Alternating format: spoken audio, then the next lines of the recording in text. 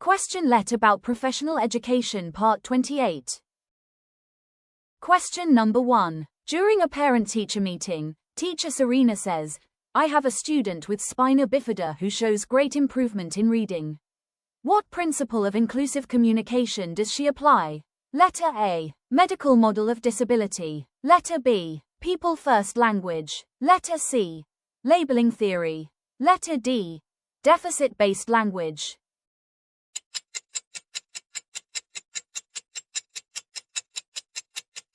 The correct answer is letter B. People first language or PFL.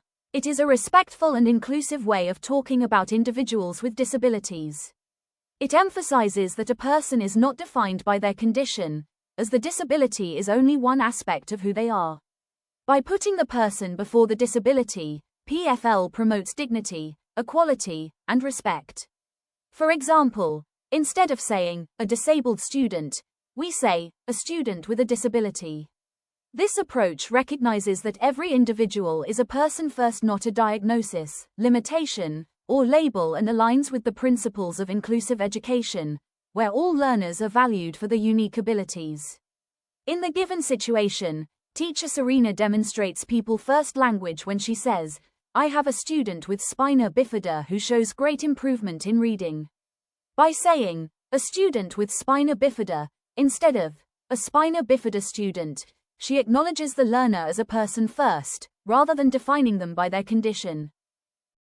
This phrasing reflects inclusive communication, which helps promote respect, acceptance, and a positive view of all students in the classroom. Question number 2. Teacher Marco designs his lessons to help students develop practical life skills such as problem solving, decision-making, and health awareness.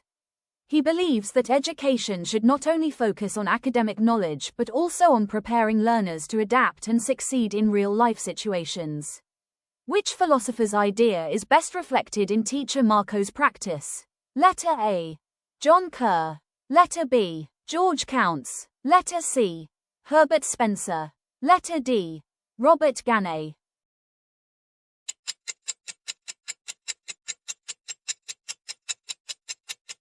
The correct answer is letter C.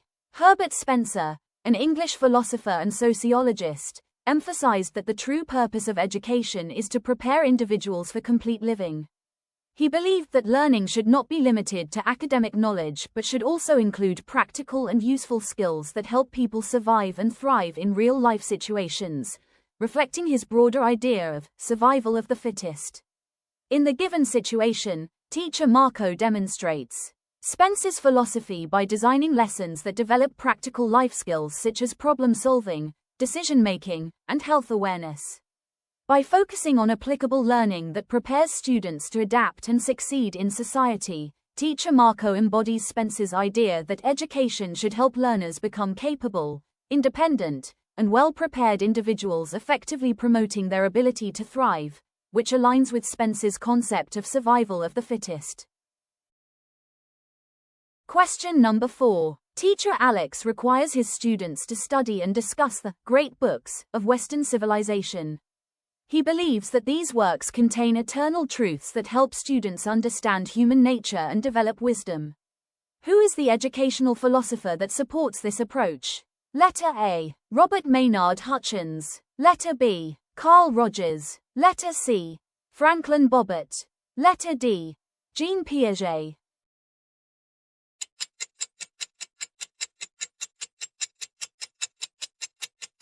The correct answer is letter D. Correlative subsumption. It occurs when new information modifies, refines, or expands an existing concept in the learner's cognitive structure. Unlike derivative subsumption, which adds a new example under an existing idea, correlative subsumption adjusts or enhances prior knowledge to make it more complete or accurate. Francis already knows that plants need sunlight to make food. Teacher Ben adds that plants can also use artificial light, a man-made light that can substitute for sunlight when it is insufficient, such as fluorescent lights, LED grow lights, and incandescent bulbs for photosynthesis. This new information expands and refines her existing knowledge, demonstrating correlative subsumption, as it enhances her prior knowledge and understanding. Question number 4. Teacher Alex requires his students to study and discuss the great books of Western civilization. He believes that these works contain eternal truths that help students understand human nature and develop wisdom. Who is the educational philosopher that supports this approach? Letter A. Robert Maynard Hutchins. Letter B. Carl Rogers. Letter C. Franklin Bobbitt. Letter D. Jean Piaget.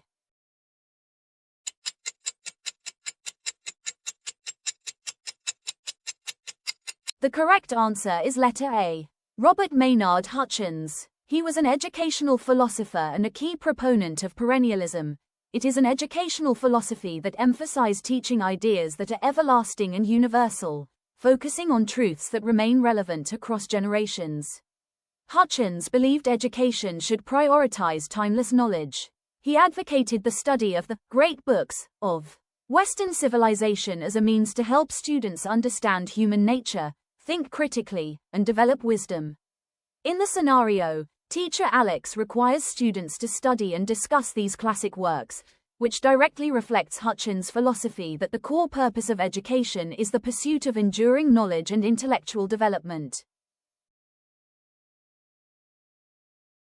Question number 5. In class, Teacher Rosa points out that during the Renaissance, there was a revival of interest in classical literature, arts, and humanism, encouraging students to think critically and appreciate culture. Which historical shift does this describe?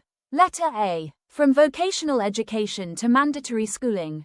Letter B. From religious-centered education to human-centered education. Letter C. From universal literacy to elite education. Letter D. From physical training to military education.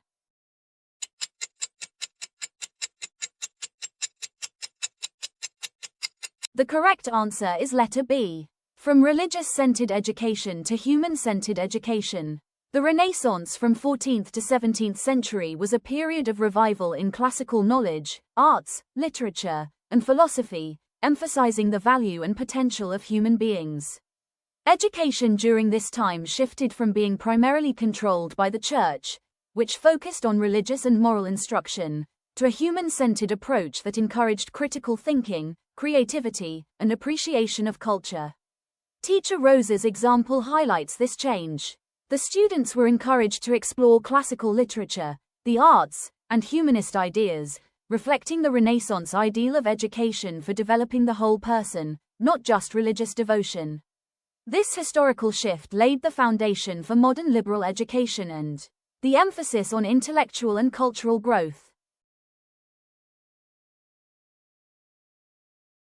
Question number 6. Teacher Marco plans to attend a 3-day national seminar accredited by the PRC, Professional Regulation Commission, which grants him 6 Continuing Professional Development or CPD units. If he already earned 9 CPD units from previous trainings, can he now renew his license? Letter A. No, because he needs at least 20 CPD units. Letter B. Yes, because he already reached 15 CPD units. Letter C. Yes, because CPD is no longer required. Letter D. No, because seminars should be international.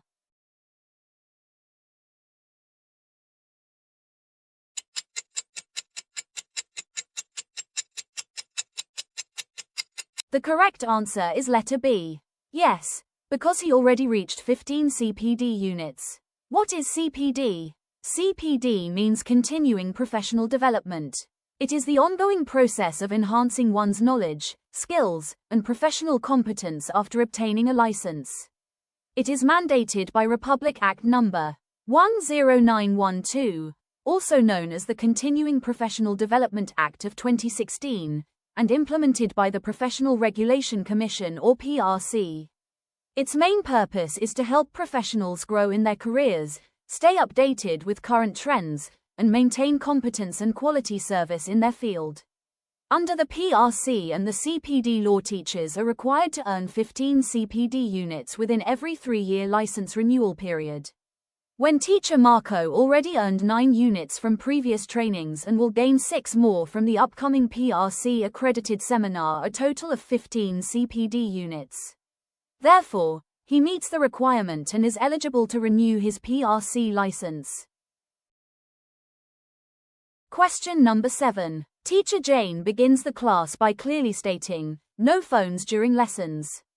If anyone uses a phone, they will leave it on my desk until the end of class." When a student breaks this rule, she calmly collects the phone and continues the lesson. Which classroom management approach is teacher Rosa using? Letter A. Business academic approach. Letter B. Group guidance approach. Letter C. Assertive approach. Letter D. Acceptance approach.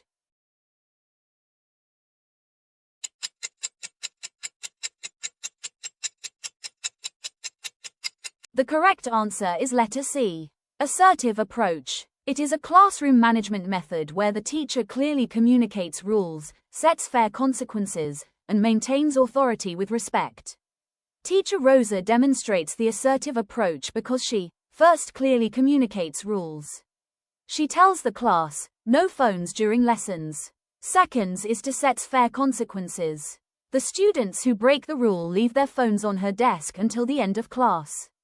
And lastly, maintains authority with respect. She calmly enforces the rule without anger or harshness. Question number 8. Maria is an old student learned about the causes of World War I in grade 9.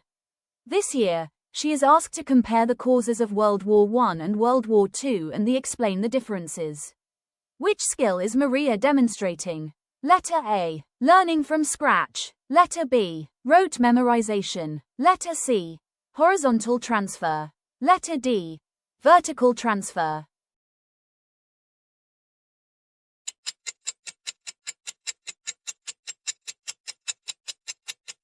The correct answer is letter D. Vertical transfer. It is the application of previous learning to a higher or more advanced topic or skill. When Maria uses what she already learned in grade 9 about the causes of World War I, she applies that knowledge to understand and analyze a more complex concept, comparing it with World War II and explaining the differences. For example, in World War I, countries formed alliances and competed through nationalism and militarism, leading to a massive conflict.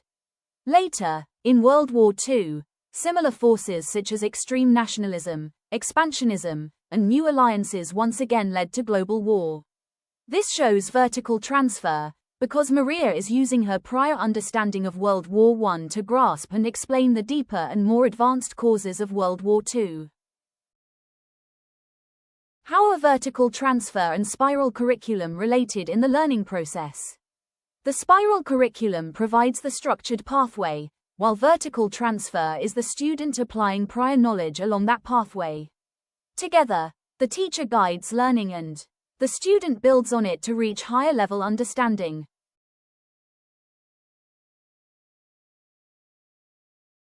Question number 9. While students are working in groups, the classroom becomes noisy and their attention starts to drift. Observing this, teacher Anna gently reminds them to take turns speaking, slows down the lesson, and adds a quick energizer to regain their focus. Which educational concept is best demonstrated by teacher Anna's response? Letter A. Homeostasis in education. Letter B. Equilibrium in learning. Letter C. Cognitive dissonance. Letter D. Social learning.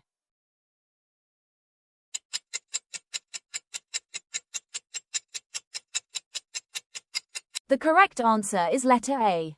Homeostasis in education. It refers to the teacher's ability to maintain stability and balance in the learning environment, much like how the body maintains internal balance in biology. In the situation, when the class became noisy and unfocused, it disrupting the learning environment's equilibrium. So teacher Anna calmly intervened, reminded students of respectful communication, adjusted the pace, and used a short energizer to re-engage them. These actions help restore emotional, behavioral, and cognitive balance in the classroom, ensuring that students return to a productive learning state.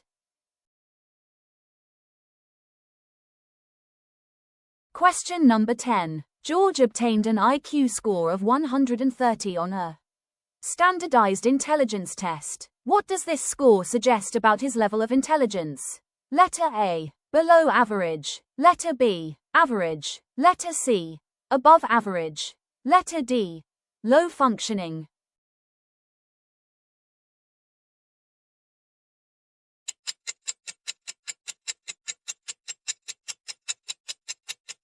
The correct answer is C. Above average. What is a standardized intelligence test? A standardized intelligence test is an assessment that measures a person's cognitive abilities in comparison to a large group of individuals of the same age. It is called standardized because it is administered and scored in a consistent and uniform manner, ensuring fairness and reliability of results. In George's case, his IQ score of 130 places him above the average range, as the average IQ is around 100. Scores between 90 and 110 are considered average, while scores above 120 indicate higher than average intellectual ability, showing that George has strong reasoning and learning skills compared to most of his peers. The 5 types of IQ category. First, the low functioning. Its scores is below 70. The individuals in this range may have significant cognitive challenges and often require support in learning, daily activities, and problem solving. For example, a student may need extra help understanding basic math concepts or following multi-step instructions. Second is the below average. It scores 70 to 89. The individuals may face some difficulty with typical cognitive tasks but can manage everyday learning with guidance. For example, a student might struggle with reading comprehension or remembering new vocabulary, but can improve with practice and support. Third is the average. Its scores is 90 to 110. The individuals function at the level expected for their age. They can learn, reason, and solve problems at a typical pace. For example, a student learns new science concepts in class at the same speed as most classmates and performs well on standard tests. Fourth is the above average. Its score 111 to 120 or higher. The individuals demonstrate stronger than average reasoning, problem solving, and learning abilities. They often grasp new concepts faster than peers. For example, a student quickly understands advanced math problems or can analyze information critically without much guidance. And lastly is gifted or very superior. Its scores is 130 and above. The individuals show exceptional intellectual ability, often excelling in complex reasoning, creative thinking, and advanced learning. For example, a student invents a new approach to a science experiment, writes sophisticated essays, or learns a new language with ease.